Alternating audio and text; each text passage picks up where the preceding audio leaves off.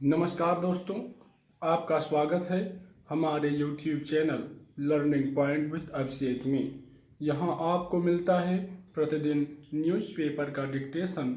इसलिए अगर आप हमारे चैनल पर पहली बार आए हैं तो चैनल को सब्सक्राइब कीजिए और बेल आइकन प्रेस कीजिए ताकि अगले वीडियो की नोटिफिकेशन आप तक सबसे पहले पहुँचे।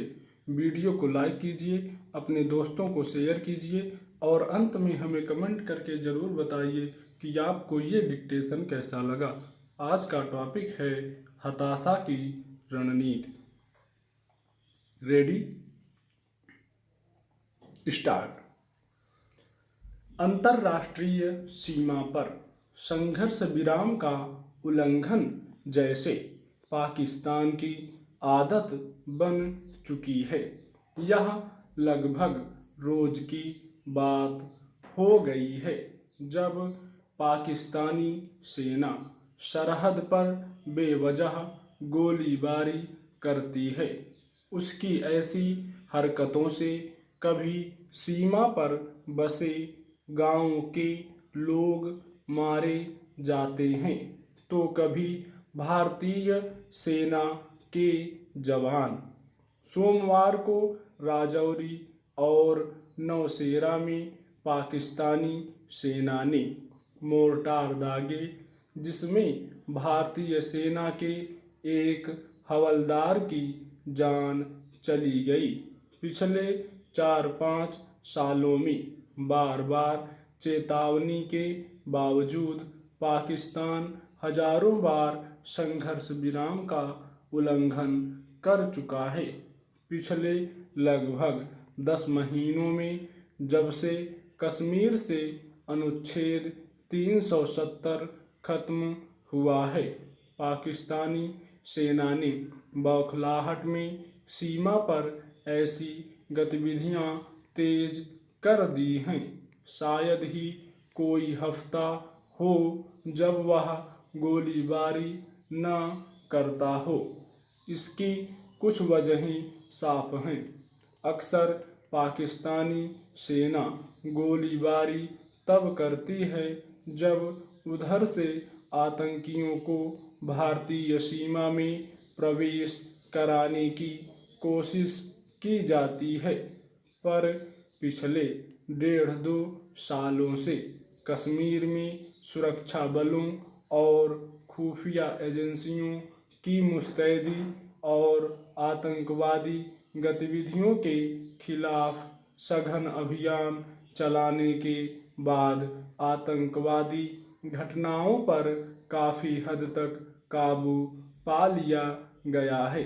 अलगाववादी संगठनों पर अंकुश लगने और स्थानीय लोगों का आतंकवादियों को अपेक्षित सहयोग न मिल पाने की वजह से उनमें हताशा है।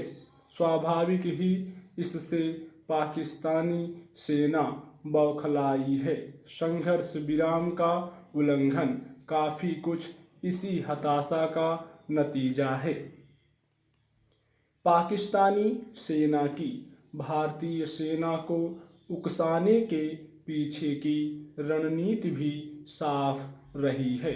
यह तो पाकिस्तानी हुक्मरान भी जानते हैं कि उनकी सेना भारत से सीधे युद्ध में मुकाबला नहीं कर सकती, पर इस तरह उकसावे के मकसद से गोले दागकर वे भारतीय सेना का ध्यान बटाने और दहशतगर्दों की घुसपैठ कराने का प्रयास करती रही है, मगर भारतीय सेना ने उसकी रणनीति अच्छी तरह समझ ली है और नाहक जवाबी कार्रवाई करने के बजाय संयम से काम लेते हुए उसके असल मंसूबों को कामयाब होने से रोकती रही है।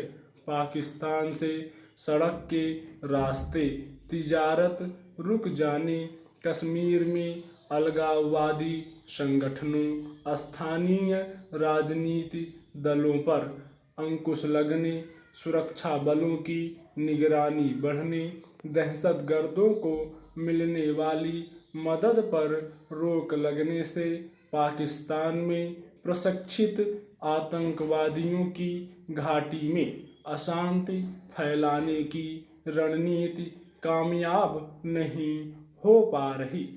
स्थानीय स्तर पर जिस तरह वे पहले नौजवानों को उकसाकर हाथों में पत्थर उठाने और स्थानीय लोगों को अपनी ढाल के रूप में खड़ा कर लेने में कामयाब हो पा रहे थे, वह भी रुक गया है।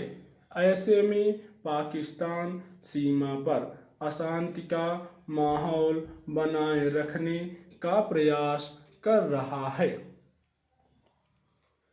यह छिपी बात नहीं है कि पाकिस्तानी सेना और खुफिया एजेंसी ISI ही भारत के खिलाफ आतंकवाद को पोसते रहे हैं। अब जब उन्हें कश्मीर का मुद्दा अपने हाथ से छिन गया लगता है और दहशतगर्दी की रणनीति भी कामयाब होती नजर नहीं आ रही, तो वहाँ की सेना ने संघर्ष विराम की परवाह किए बगैर अपनी झुंझलाहट निकालनी शुरू कर दी है।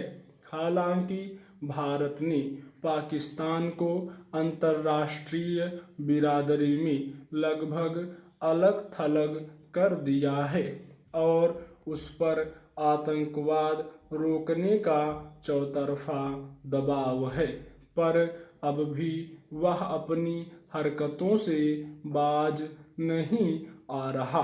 अंतर्राष्ट्रीय सीमा पर संघर्ष विराम के मसले पर जिस दिन भारत सख्त रुख अख्तियार करेगा, पाकिस्तानी सेना की कोशिश भी नाकाम साबित होगी।